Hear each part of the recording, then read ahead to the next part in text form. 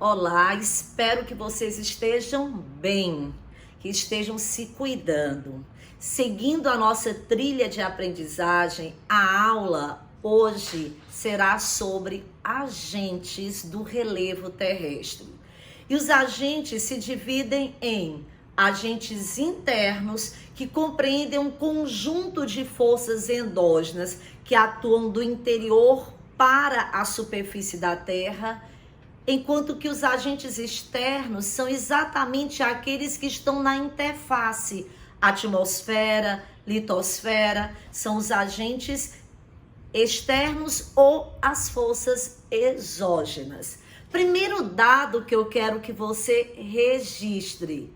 Atenção, os agentes internos, que são as forças endógenas, têm um papel de construir. São forças construtoras ou estruturais do relevo.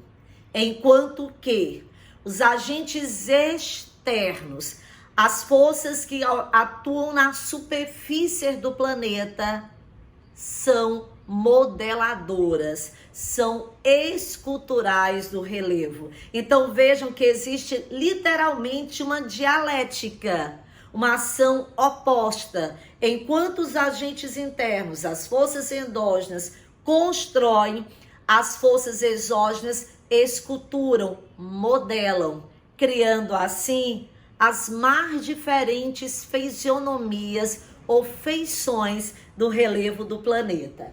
Então, agentes internos, vamos só voltar aqui, nós estamos falando de relevo, vejam, os agentes do relevo, nós estamos falando das formas de relevo, conjunto de formas, nós chamamos de relevo, conjunto de formas, de fisionomias, é um relevo estudado pela geomorfologia.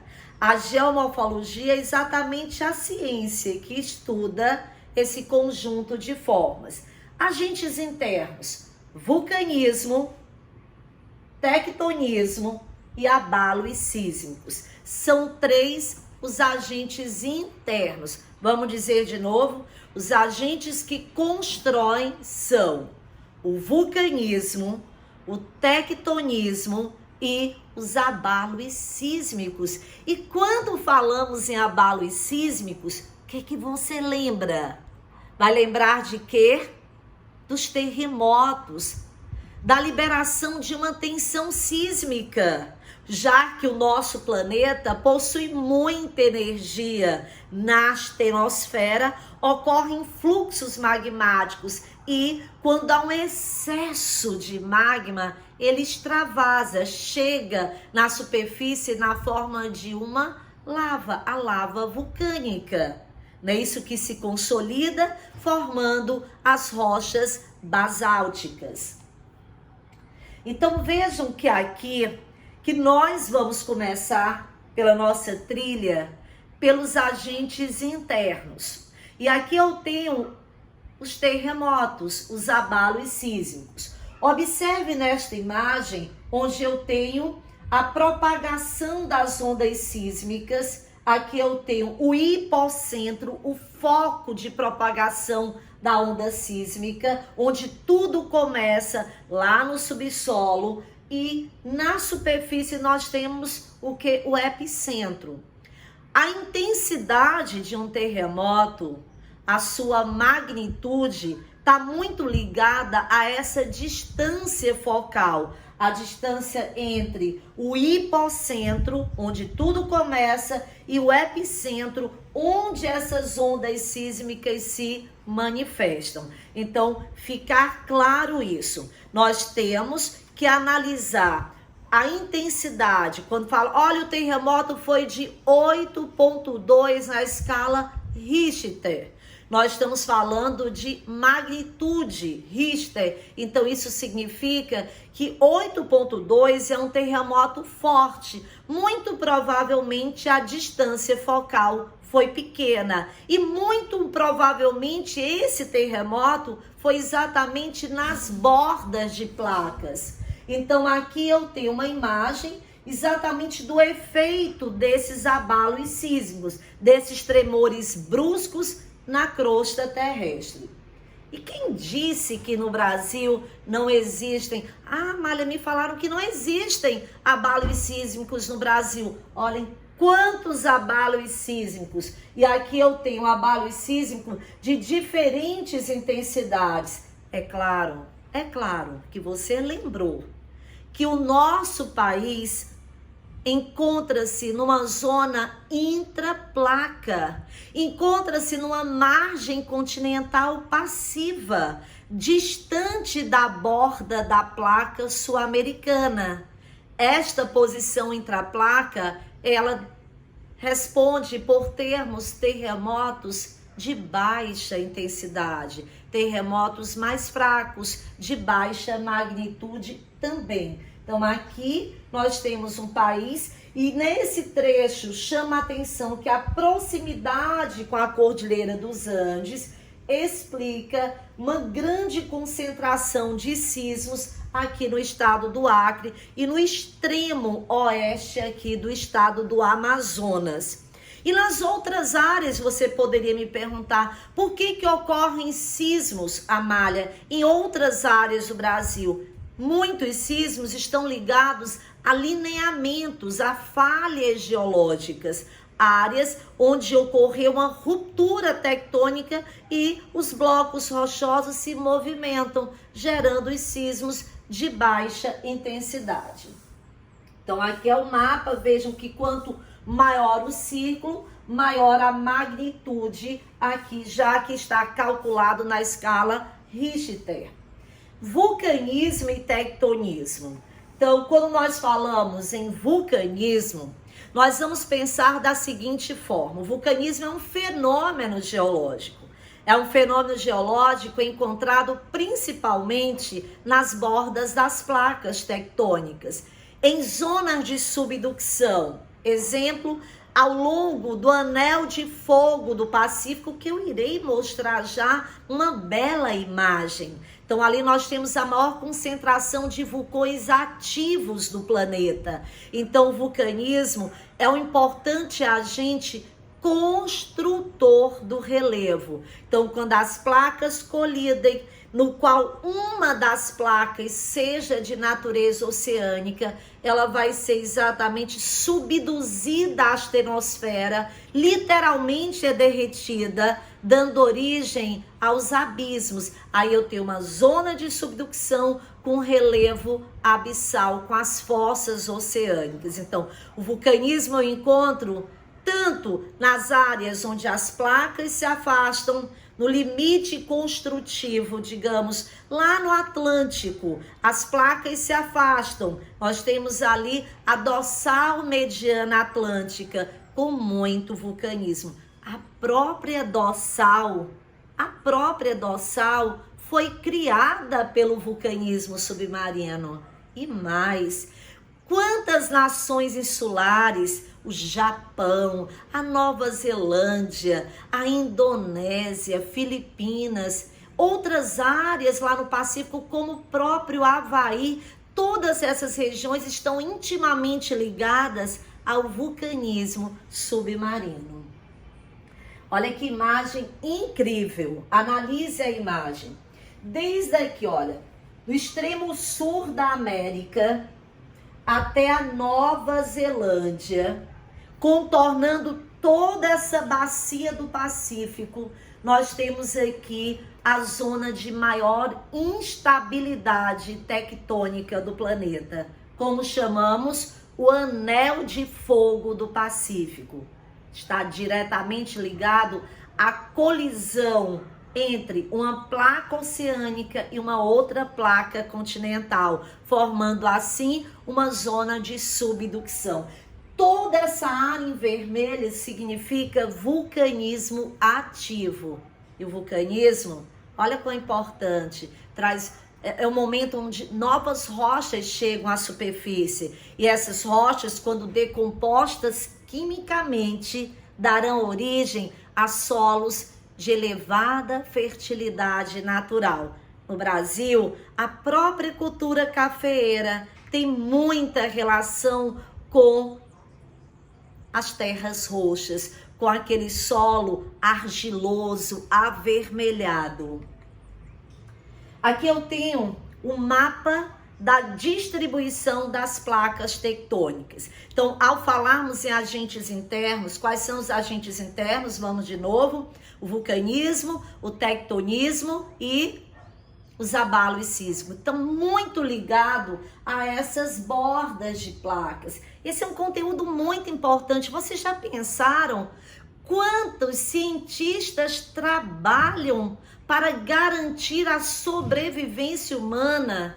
Países como o Japão, países como a Itália, Estados Unidos, Chile, todos os países que estão na borda das placas são sujeitos a esses grandes catástrofes geológicas. E aí a importância de entendermos, a importância de sabermos que nada é aleatório, que existe uma lógica na distribuição geográfica de cada fenômeno geológico, de cada um dos agentes internos. E quando falamos em tectonismo, você vai colocar dois tópicos. Existe o tectonismo orogenético, no limite de placas que colidem, orogênese, origem de montanhas. O tectonismo orogenético, essa pressão horizontal, promove essa compressão lateral dos blocos rochosos, fazendo com que a estrutura geológica seja dobrada. Essa estrutura geológica dobrada dará origem às montanhas, às terras mais altas do planeta, grandes centros formadores de rios. Olha que legal! Quanto aprendizado, quanta relação do físico com a questão ambiental, a importância das águas que surgem nas regiões montanhosas. Então aqui eu tenho, olha, a placa A, uma placa de origem oceânica, a placa B, uma placa de origem continental. Nesta área eu tenho uma subducção, a formação de abismos, paralelamente à formação de uma cadeia montanhosa. Aqui nós chamamos então tectonismo orogenético. Um tectonismo plástico, que somente as rochas sedimentares se deixam dobrar, tem essa flexibilidade, essa maleabilidade, então chocam e ela é pouco resistente e ela dobra, então nós chamamos plasticidade. Tectonismo plástico, ele é catastrófico.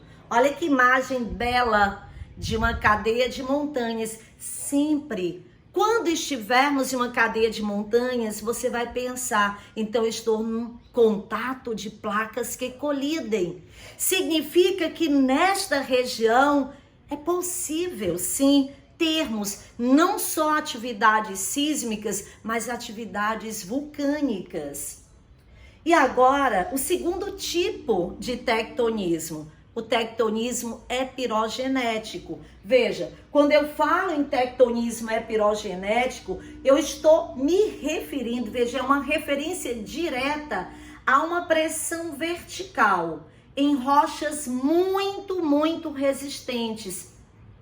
E quando essa resistência, não é isso? A pressão aqui vertical, a pressão do magma, ela vai superar a resistência da rocha, ela provoca fraturas, ela provoca exatamente uma ruptura da rocha.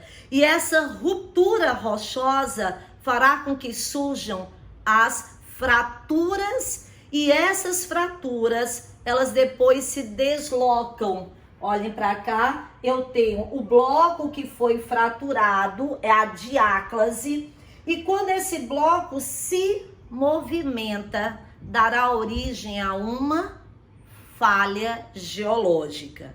Atentos, a epirogênese, ela provoca fraturas, que é a ruptura da rocha, e o movimento deste bloco fraturado chamamos de falha geológica. A falha é o movimento. E este movimento, quando esses grandes blocos se movimentam de diferentes formas, dará origem aos abalos sísmicos de baixa magnitude. Então aqui eu tenho uma epirogênese negativa e uma epirogênese positiva, olha. Uma área de roche, que é esse pilar geológico, e aqui de Graben, onde há essa subsidência, esse rebaixamento, nós chamamos de Graben. Mais uma vez, o Graben, digamos, o Vale do Paraíba é um grande Graben. A Serra do Mar, após uma reativação tectônica, é um grande roche brasileiro.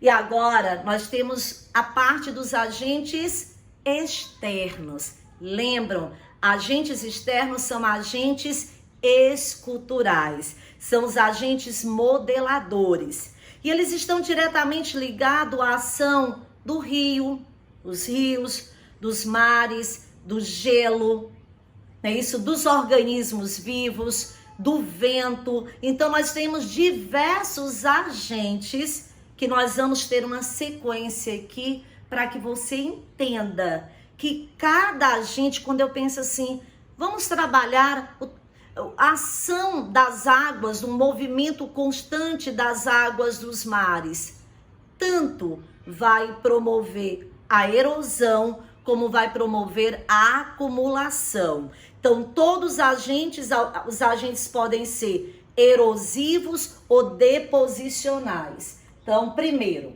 agentes externos são modeladores. Erosão marinha, formam falésias. A acumulação eólica, a sedimentação eólica, a ação dos ventos, dará origem a essa forma de relevo que nós chamamos dunas, os campos dunares. Então, observa bem a imagem. Aqui eu tenho uma região de uma costa alta, não é isso? No litoral, há uma ausência completa, aqui não há nesse trecho aqui nenhuma área de praia, nenhuma área com planícies, que é onde se instalam as praias, as faixas arenosas, e as águas do mar vão provocando essa erosão regressiva que nós chamamos essa encosta aqui de falésias. E nessa outra imagem eu tenho um outro tipo de relevo conhecido como dunas. As dunas, você não sabia, são formas de relevo encontradas principalmente nos desertos e em regiões costeiras. No Brasil nós temos o Parque Nacional dos Lençóis Maranhenses. Então, muitos falam, olha o deserto brasileiro, claro, que é apenas uma comparação no aspecto fisionômico, sobrevoando no segundo semestre, nós não vamos ver mais aquelas belas lagoas fluviais e vamos ver grandes e belos campos de dunas. E aqui eu tenho outros dois exemplos que eu quero de você muita atenção. A erosão glaciária, que é a erosão provocada pelo gelo, olha só, dá origem a esses belos fiordes ou fjordes em norueguês. São vales glaciais profundos. Aqui, este vale glacial, imaginem que há alguns milhares de anos ele estava ocupado por uma geleira. As geleiras que escavaram este vale. Então a palavra fiord significa um vale glacial atualmente submerso. Ele é típico da Noruega, mas também podemos encontrá-lo lá no Canadá, aqui na América do Sul, no Chile. Nós temos fiordes ramificados muito bonitos. Então, o fiord é uma costa de imersão. É uma costa de imersão.